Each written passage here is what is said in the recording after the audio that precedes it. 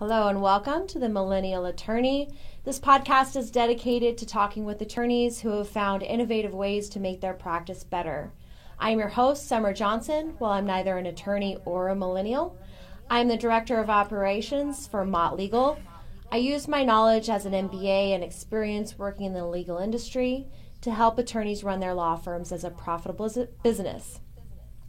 Who is a millennial attorney? We don't mean someone who with a JD born between 1983 and 1999, but rather a new way of thinking and practicing law. The legal industry is changing. There's increasing customer demands, growing technological influence, and an oversaturated legal market. All of these things present new challenges to the practice of law. The Millennial Attorney podcast offers insight into how to lean into the shift with business-savvy legal operations advice. Today I'm excited to be joined with Devon Robinson. He's an immigration attorney here in North Phoenix. Devon has studied abroad in Oxford and also in China and serves people in 4 different languages. Is that correct? Correct. Perfect. Thanks for joining us so much. So what we like to do in our kind of culture is we prefer to start things out with a positive vibe. Okay. And I'm going to ask you your weekly win. What's the best thing that's happened to you this week? I got a call from a DACA recipient. Mm-hmm. That was my weekly call. That I'm excited because, DACA recipients in immigration, when they're in high school. What does that mean? DACA, dreamers. Uh-huh. Individuals who were brought across the border with their families. Okay. But they're undocumented. Mm-hmm. And they go to school Mm-hmm. because they're entitled to. And they go to school without any true documentation. Okay. But once they graduate high school, they can apply to receive that DACA protection. Once they receive that DACA protection, they can go on to community college. And I know the laws right now are in an influx. Mm-hmm. But just to get a call back from one of those recipients, because when you go from being undocumented Right. to become a DACA recipient, it's a very exciting time. Because So they've been approved as that DACA so they yes, can continue for their the next education. 2 years. Yes. Okay. And they're excited because they're not undocumented anymore. Yeah. Right. I imagine that's a So lot. I would consider that a win. Absolutely. Yeah. That's a great win. Yes. So let's dig right into your story. Okay. Tell me why you became a lawyer. I grew up, my mom was a single mom with 3 brothers. Mm-hmm. In the midst of the projects in Pittsburgh, Pennsylvania, Mm-hmm. and poverty was an all-time high. What year was that? If we go back to the 90s, the early 90s, Okay. I would consider that my block of the high school years. Okay. Where I really started to look at life differently. Mm-hmm. See, when you're a child, you don't really get a lot of options. Yeah. And growing up in poverty, you don't really understand its poverty until you're on the outside looking in. Mm-hmm. And for myself, I had an opportunity I would say I got a PhD in poverty. Okay. I understand poverty very well, and I understand the effect that it has on the mind. Right. Because when you don't believe there's any options in life, you resort to just doing nothing. Whatever you can do. Whatever you can do to survive. Uh-huh. That's why I spend a lot of time when I'm traveling anywhere in Phoenix and I see a homeless person, I'll give them a few dollars. Okay. Because I have been homeless and Yeah. I understand that feeling. Yeah, we talked about that before we started. And, we had nothing, and my mom, we reached out to my grandma. Mm-hmm. She took us in for a period of time and helped us get back on our feet. Okay. So the reason I'm here is, one, I believe your actions are a reflection of your family. Mm-hmm. They're a reflection of where you come from. And for myself, I come from a young lady named Angeline Robinson who did everything she could as a single mom to give us whatever she had. You didn't have any contact with your dad? Not until he left when I was 11, Okay. and we reconnected when I was in my last year of law school. Mm-hmm. And the reason I did that, my grandma, who I would say part raised me because I spent a lot of time with her, she hadn't seen him in like 20 years. So she asked me to come. He was living in Phoenix. And She wanted you to reconnect. she was also dying from cancer. Okay. So I made her a promise that I would go finding. Why do you think she wanted you to reconnect? That was her first child. Okay. And it meant a lot to her. So it was her son. Yes. Okay. Yes. And she said, bring him home. Yeah. I want to see him before I close my eyes for the remaining. Yeah. So I honored that Mm-hmm. and brought him back. We both flew back, and she got to see him. And she literally passed away shortly thereafter. And that's all to say that, not having a father is what made me who I am today. Mm-hmm. I believe being a father is not just the name. Mm-hmm. It's really action. You gotta earn it. It's a verb. Yep. It's how you live your life. Right. And it's how your children see you. Mm-hmm. And for myself, You're being a an father. attorney, it was a motivation. I wanted to do something that I can help my immediate family, but also help people outside of my family. I want to Okay. leave this earth knowing I've helped as many people as I possibly can. Did you always know you wanted to get into immigration? When I was 12, I had a mentor step in, Mm-hmm. and he loved me before I loved myself. Because when Okay. you're in poverty, you don't love yourself. No. So he said, you can be anything you want to be. That's hard to believe. I said, well, I'm in poverty. I'm not eating the luxuries. Right. So he brought me to his home, Okay. and he taught me that the only way you're going to get anything out of life, Mm-hmm. life pays you your exact wage. His name is Thomas Jordan. Mm-hmm. And he taught me that in order to make it in life, you have to put in. So he said, what do you want to be when you grow up? I said, well, I don't know. His daughter's a doctor, and I was like, well, at the time we were kids. Yeah. She's like, well, she's going to be a doctor when she grows up. He said, well, you can public speak and you like to argue. Nah. Have you ever thought about law school? I said, not really. So I joined a program. It's called the Guy Wright Program through Kappa Alpha Psi Fraternity. And I became the president of that program. Yeah. And we did Robert Orr Rules of Order of how we ran the meetings. He said, see, you grasped that material very quickly. Mm-hmm. Let me, for my 16th birthday, he gave me my first car, and he put a Black Law Dictionary in the passenger seat. Wait, what kind of car was it? It was a 1972 Chrysler Cordova. Okay. What year was this that he gave it to you? I was 16, so I'm 43 now, so what year was this? Sorry, you didn't know you'd be doing math. I know, right? This was 90, because I was a sophomore in high. Now I'm doing my own math. Yes. So you were a sophomore in high school. You're Yeah. 43 now, so it was So what, 91, 92? 92. Okay. Yes. And I said, what is this book? It was thick. He said, pick it up. And it was heavy. Mm-hmm. He said, open it. He said, yes, this is an old book, but I want you to keep this book because you're going to be a lawyer someday. Oh, he just decided. He just decided for me. You didn't know what you wanted to be, but he knew what you wanted to be. But then one day I was at home, and the cops came knocking on my mom's door. Mm-hmm. And they were looking for me. And at the time, I was working Meals on Wheels for the elderly. Okay. And we would deliver meals. Mm-hmm. And they said I committed a crime. What'd they say you committed? Some type of hit and run or something. Okay. And I'm like, my brother said, well, they're looking for you. So I go to the number 2 police station. Yeah. I get booked in Yeah. to the number 2 police station. They take me downtown. They put me in population. I sit in the cell for 22 hours. 22 hours you were in the cell, 16 years old. Yes. Oh, man. And then I go in front of the judge, and the case gets thrown out. Okay. I don't believe I was the right person. So they didn't have enough proof or whatever. They just. I wasn't the let it person they were looking for. go. Okay. And at that point, I made a promise that this doesn't seem right. Mm-hmm. So I decided to put myself on the other side of the track. And that was the birth of law school for me. I was Okay. motivated.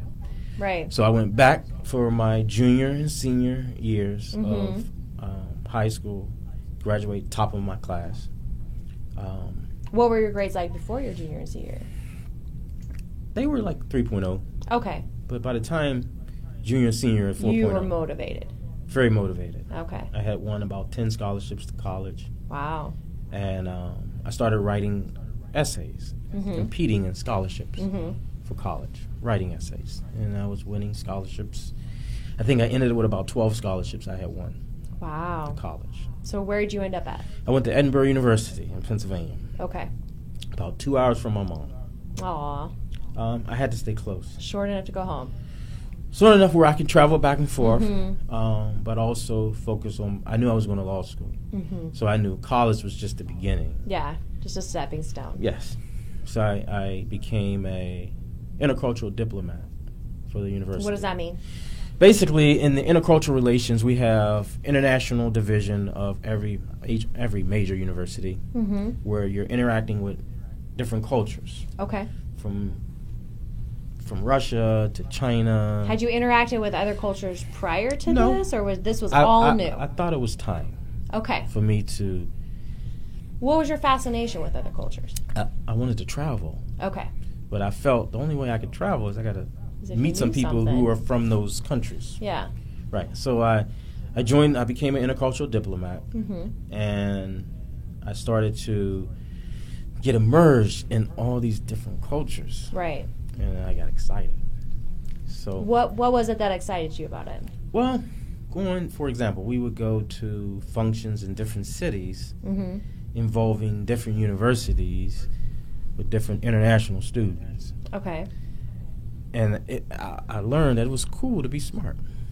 Okay, so that's what excited you about it, is that you thought it was cool, or suddenly you learned that it was cool to know things. It was To cool know about the different cultures. It was cool to read books. Okay. It was cool to talk about, artists like Henry Matisse and Salvador Dali. And prior to that, it was not cool? It didn't exist. Okay. I had no access to information. It was just a whole new world. It was completely. just inner city world. Right.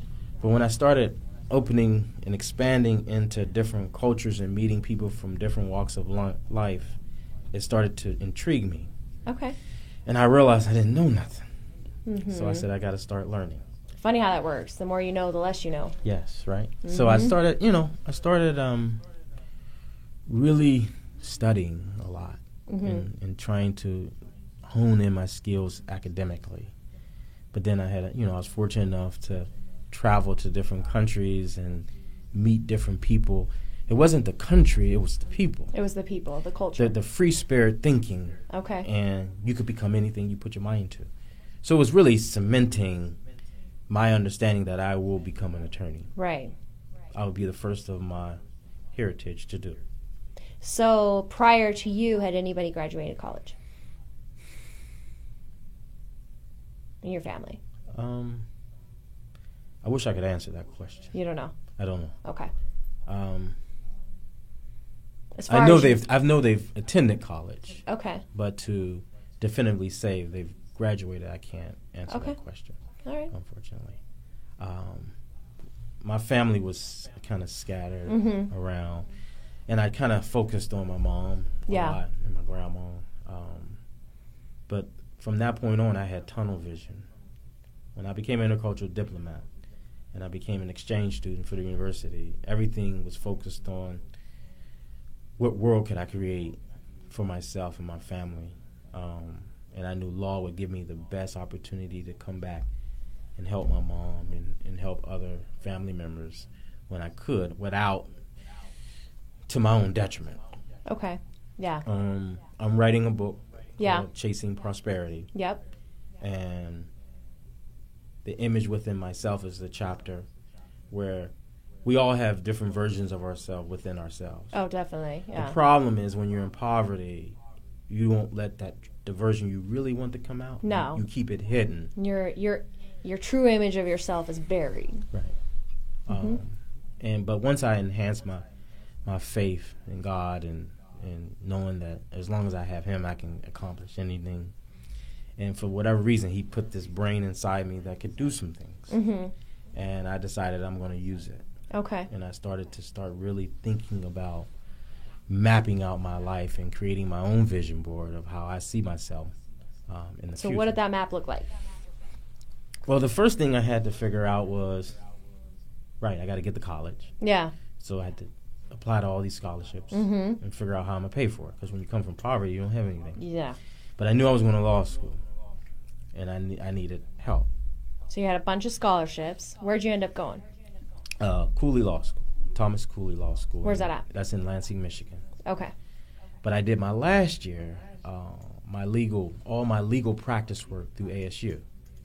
Okay. Why? So- Why there? Why'd you end up there? Because I had one of the top criminal programs. Is that what you wanted to get into initially? Initially, yes. Okay. I was going to be this criminal attorney. Yeah.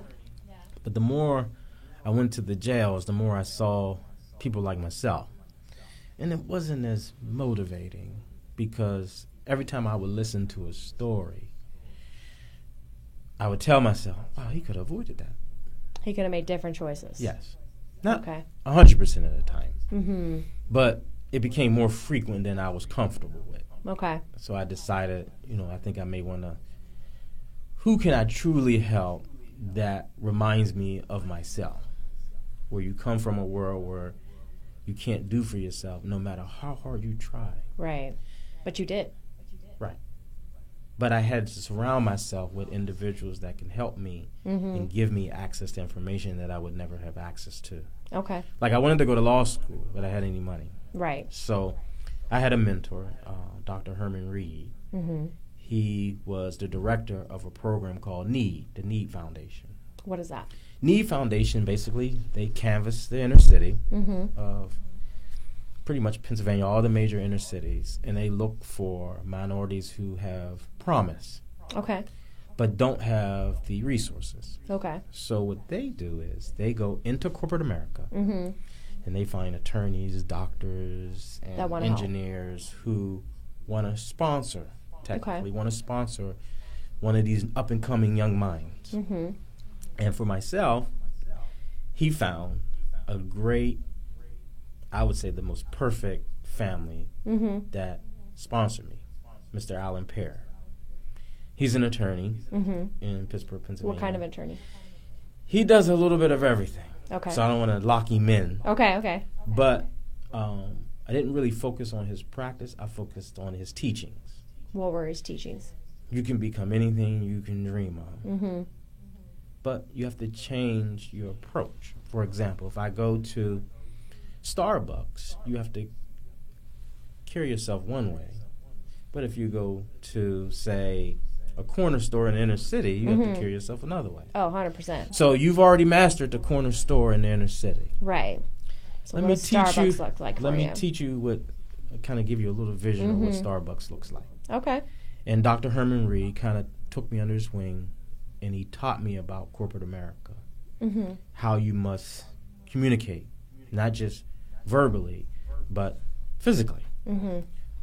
And I got to meet some interesting people along the way, like Tom Ridge. He was part of Homeland Security at the time. Who else did I met? Johnny Cochran. Had a chance to get some words of wisdom from him. Interesting. Yeah. Dick Gregory, who was a civil rights pioneer. Mhm. Marvin Hagler, who was a great boxer, of his time. What did that feel like coming from inner city poverty to all of a sudden being introduced to these men that were classified as great? I've learned that things don't happen by coincidence. Okay. They were meant for me to meet these great people, Mm-hmm. because I believe if you keep yourself in company of great people, you can someday be looked at as a great person. But it's based on your works. Mm-hmm. So my objective is to help people, Okay. because everything they had in common it wasn't about them. Mm-hmm. It was about helping the individuals who are less fortunate, don't have an opportunity to help themselves, and they're looking for some type of help. Okay. So you went to law school, you graduated, you met these amazing men. Where'd you go from there?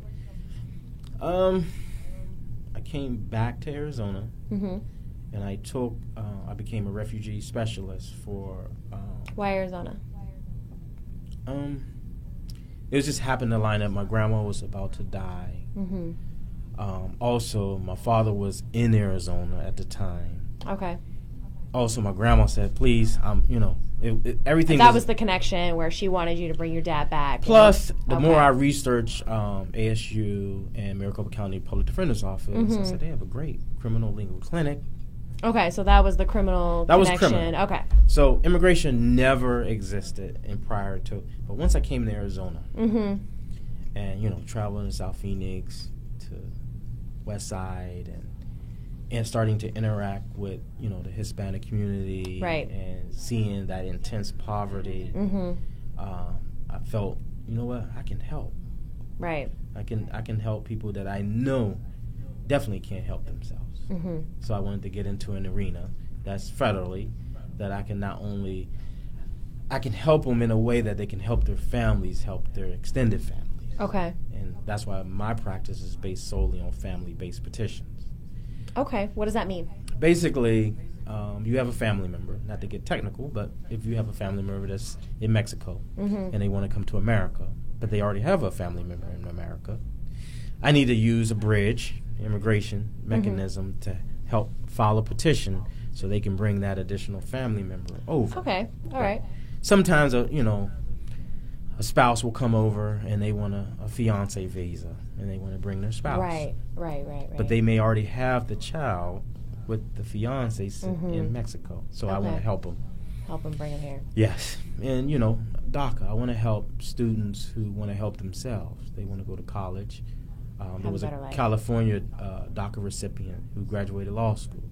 But he got to the stage where it was time to take the bar, and then he got all this commotion. Because how did he make it all the way from nothing? All the way from undocumented to law school. Right. And I think, coming to Arizona opened my eyes to a world that I didn't even see. When you're on the East Coast, you never saw any of that. Yeah, I've lived on the East Coast. It's a whole different world than out here, yeah. And here it's a lot more. It reminded me a lot of China when I went to China and seeing that level of poverty. But here's a little different because you may have poverty on one street, but then you may have Scottsdale and Paradise Valley on another street. Yeah, and they could be 2 blocks away. Literally coexisting at the same time. Right. So I just wanted to try to find my own little niche of how I can help. So how long have you been doing that? I'm going into year 6. Okay. And it's been rewarding, but I've been branching off. What are you branching off into? I'm now teaching a life skills class to predominantly minorities at a school called Career Success. Which is inner city, we discussed. Inner city. Yeah. And these individuals come from where I come from. Right. But they don't have access to information. So when you say life skills, what does that mean? Life skills is I want to teach you how to find information, how to research. You want to apply for a job. Well, what type of job? Right. There's many jobs out there, and there's many industries. But I know a lot of high school students lack understanding of just how to survive. Right. Credit. How valuable is credit? Credit is more valuable than currency, right? Yeah, so 100%. They need to know that, and if they're not getting that, they need to know how to build that, how to create it, how to work it. How do you, what's the benefits of going to college? I want to open their minds to a world that does exist. You want to give them the same thing that your mentors gave you. Yes. Direction. A carbon motivation. copy. Yes. Okay. I want them to know. See, the only way you truly become successful is you have to love yourself first. When you're in poverty, the only person you love truly is the person you feel sorry for the most. The mother, the grandmother, the aunt who's taking care of you. You feel sorry for them because you know you can't do anything for them. Okay. My objective for teaching this life skills class is to let them know you can help them on a greater scale by getting an education. High school is just the beginning. Because so you're promoting college. 100%. Okay. Because the landscape has changed. When I was growing up in the 90s, the world wasn't as acclimated with different countries converging in the United States as it is now. It's at an all-time high. Right? Yeah. And there's high school students that come from India, and they graduate top of their class, and their objective is college. So you're now in competition with that. You can't just sit back and expect something to be handed to you. Okay. And the first thing I teach them in the first class is life will pay you your exact wage. Mm-hmm. You only get what you put in. If you don't put anything in, you can't expect anything out. So you promised me when we started this that you would tell me your philosophy. It's not to teach a man to fish. Yes, my philosophy, and I've heard this many times, if you teach a man to fish, Uh-huh. he can fish forever and feed himself. Right. That's not my philosophy. My philosophy is based strictly on access to information. What does that mean? That means I'm not going to teach you how to fish. I'm going to teach you and show you where the fish is at. You're going to teach them where to fish. Where the fish. Okay. Right. Because if I can give you the location of the fish, Mm-hmm. I truly believe your human instincts will kick in, just like it kicked in for me when I was in the midst of poverty. Okay. When your human instincts kick in, you will start to strategize. Now I'm going back to the days of the caveman. Strategy kicked in. Yeah. Instincts kicked in. They didn't just wake up and be able to fish. Suddenly know what to Right. do. That genetic marker is embedded in us. Mm-hmm. It's there. It's just lying dormant. Okay. I want to awaken it. That adaptability. Right. I want Okay. to teach you to adapt to any circumstance. Mm-hmm. For example, I went to Buckingham Palace in Europe. I had to adapt. I was staying at Exeter College, which makes up Oxford University is a sum of 30-plus colleges. Right. So I was staying at Exeter College. Okay. And they believe in the Socratic method of Mm-hmm. teaching. Mm-hmm. So when I had to recite an answer, I had to get up and recite. Right. I had to learn that. But I wouldn't have never knew that. It really prepared me for law school because law school, a lot of it is Socratic method. Right. It's a lot of recital. So for these students, I want to teach them, if I can teach you where the fish is located. An alarm will go off eventually when you get hungry. And you will figure out a way to get that fish. Right. However, if I teach you how to fish, and you could never locate a pond or stream or anything that has fish, It doesn't do you any good. those skills mean nothing to you. Mm-hmm. You have to know where to locate something. And location, and I think that's a great strength for attorneys, they're locators Right. of information, resources.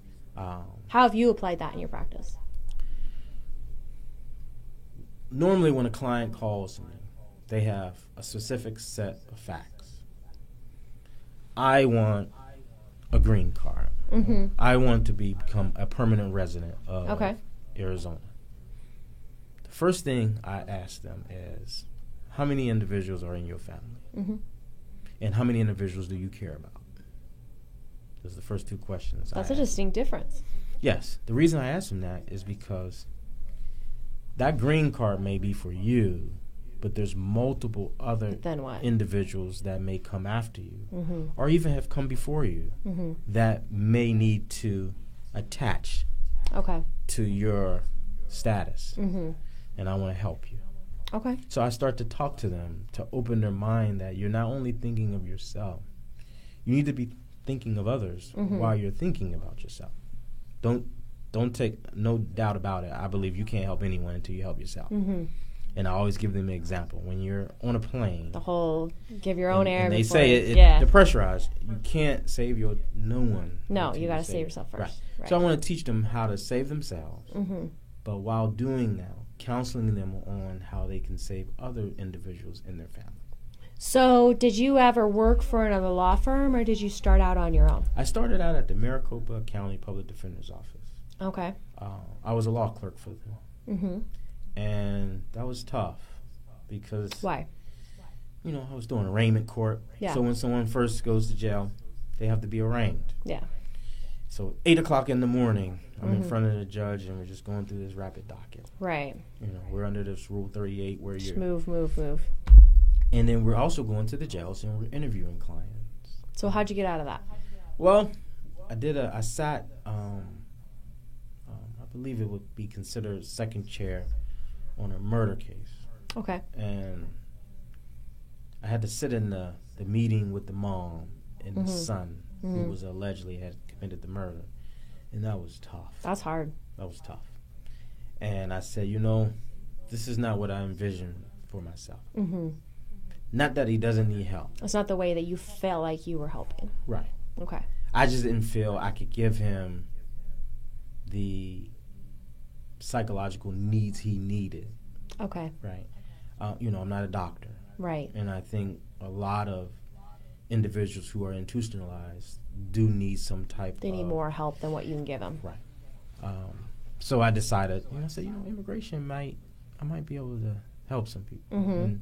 And that's why I started teaching at the high school, is because I want to help. Give them that help from the start. Yes. Right. I didn't tell you off camera, but I petitioned, I wouldn't say petition, but I filed for my own foundation called the Joseph Reach Foundation. Okay. Where I want to help at-risk youth, victims of sex trafficking, individuals that have just been through so much hardship. I want to take a component of what I've learned from the Need Foundation, and I want to create my own foundation of helping individuals so they can help themselves. Why sex trafficking? I used to be a case manager for a company called Maximus. They're a large corporation. Mm-hmm. And I had about 100 women that I would meet with every so often. And I was the TPEP representative. What does that mean? Two-parent household. Oh, basically, I released their cash and their food stamp benefits. Okay. Mm-hmm. And they would come in my office, and they would have to give me a report. Mm-hmm. She would be more than willing to give me everything I need, but it's a TPEP, so the child's father has to sit there. Right. And he's angry, but she's willing, but he's angry. So you want to be able to help those women in a better way. I want to help the women that I know are being victimized. Mm-hmm. Give them, and I've witnessed that firsthand. When you're going through that level of victimization, the only way that you can get out of it is through your own self-sufficiency, right? Yeah. You have to have your own resources, because if you don't have resources, you can't create your own little world for yourself and your children. So my foundation, I want to reach in, like if you look in the book of the Bible, Joseph, he was cast out by his brothers, right? Mm-hmm. And he was thrown into a pit. Yeah. But he was already destined to be a leader, right? He became a leader of men. And then he still went back and saved that family that cast him out. Yeah. And so I want to reach in. Well, he created a place where he could help them. Right. And that's what the Joseph Reach Foundation wants to create a world. Is that why it's Joseph Reach? Yes. Okay. I want to reach in and I want to help them and pull it back. Okay. And someone has to do it. I like it. I want to do everything I possibly can to help anybody I possibly can. And I want to help. Yeah. I want to help victims, because I realize when you grow up without a father, you are victimized. But I turned it into fuel. Mm-hmm. It's the fuel that motivates me to do twice as much for twice as little. You've got your hand in a lot of different pots. I plan to open a lot more pots. What does 10 years look like for you? I envision 7 entities. Okay. When I say 7 entities, not only my law firm, which I consider an entity, I have multiple other entities. Your Joseph Reach Foundation, your teaching. I want to open a cleaning business for single mothers. Okay. Where they could work and make an earning and make a living. Mm-hmm. The immigration has really motivated me I want to create mechanisms for individuals that can't help themselves and don't have access. For example, I can send my children to school and they can be well groomed, but every charter school has a component where they accept homeless kids, right? And I can see that they're not as groomed as they would love to be. Well, we need more resources, right? And that has to come from somewhere. The schools need more resources, right? So for myself, I just want to do my part. So when I leave this earth, I can say, you know what? I did everything that I can humanly possibly do. The Bible says you have to keep your eyes on the poor. Mm-hmm. And I'm a firm believer of a higher power that's out there. Let's talk about your practice a little bit. Okay. So you started your own practice when? Officially in January. So just barely. Yes. Okay. No, not now. January 2000, I would say unofficially 2014. Okay. And I had nothing. Yeah. Literally. Yeah. No contracts, no nothing, no clients, no nothing. So in 5 years, how did you get to where you are? It took tremendous effort.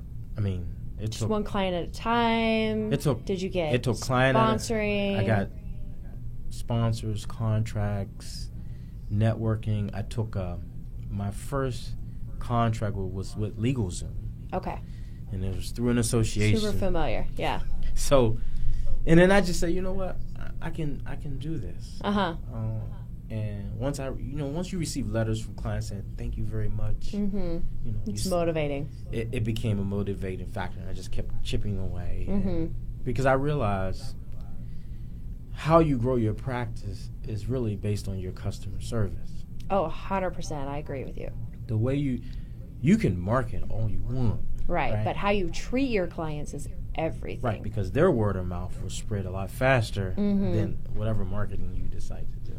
So on the back end of your business, do you run everything yourself? Everything. You run everything. For the last 5 years, you do marketing, you do customer service, who answers your phones? Myself. You answer your phones. Yes. So you've done everything. Literally. So what happens when you want to branch out and have these 7 other entities? Who's going to run your practice?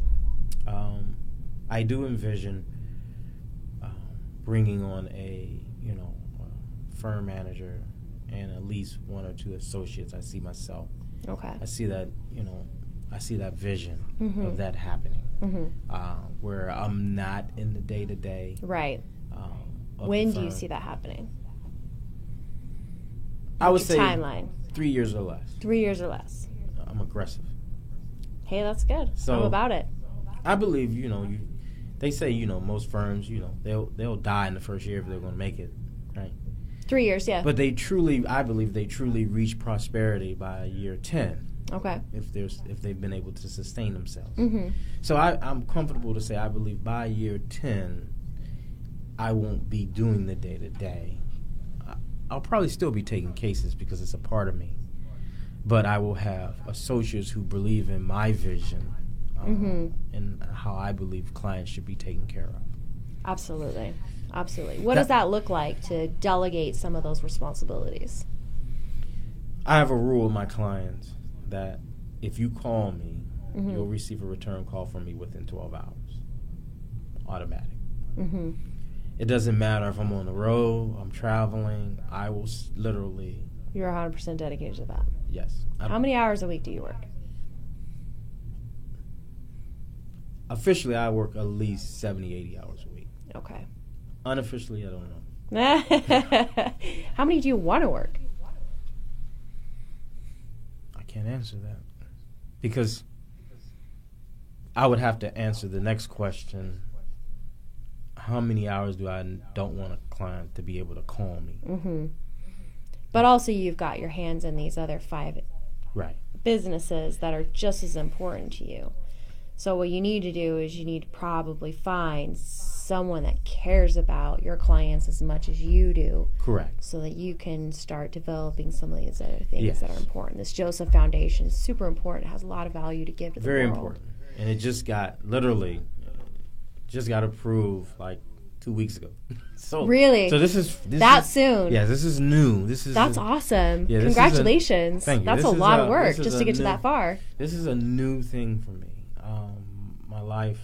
My wife is very important to me. Right. And my family, and she's Tell us how many kids you have. I have 4 total, but I have 3 with my wife. Mm-hmm. And she's been a motivating factor for me. And you guys have been married how long? We've been together since the year 2000. We met in law school. Awesome. So 19 years. She's also an attorney.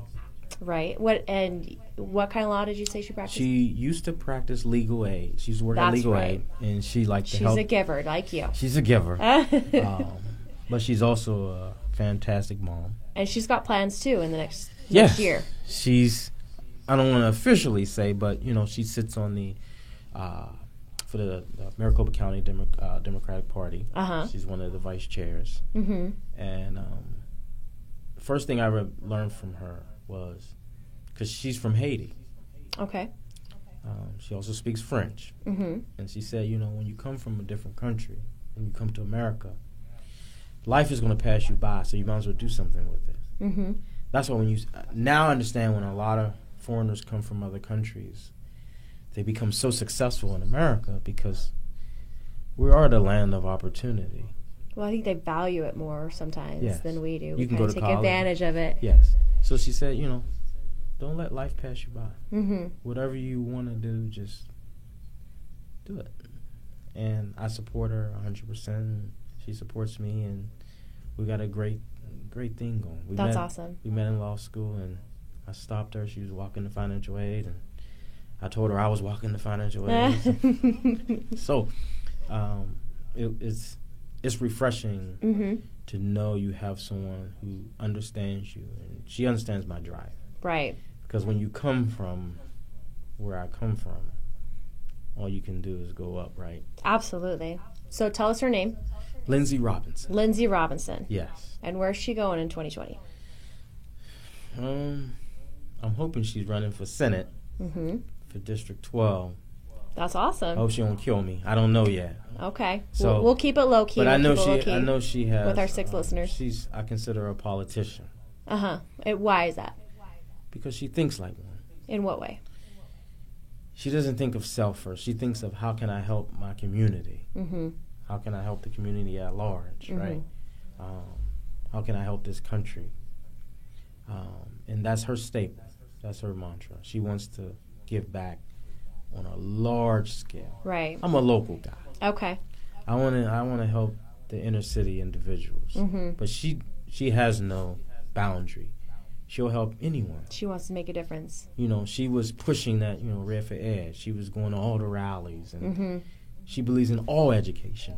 Okay.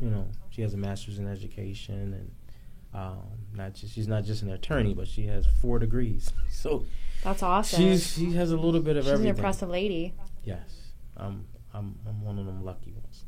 Yes, when you are. You come from, yes, you are. When you come from inner city poverty, mm-hmm. and you find a woman who is very dynamic. She's coming from the same place, though. She's coming from Haiti. Right. You both are very dynamic. You fit well. And she it's refreshing, and it's emotional sometimes to know you have someone that understands your drive, right, and puts up with my drive. Because when I say I worked at 70, 80 hours, mm-hmm. she's like, you're working too much. Yeah. But I literally I go to sleep working sometimes.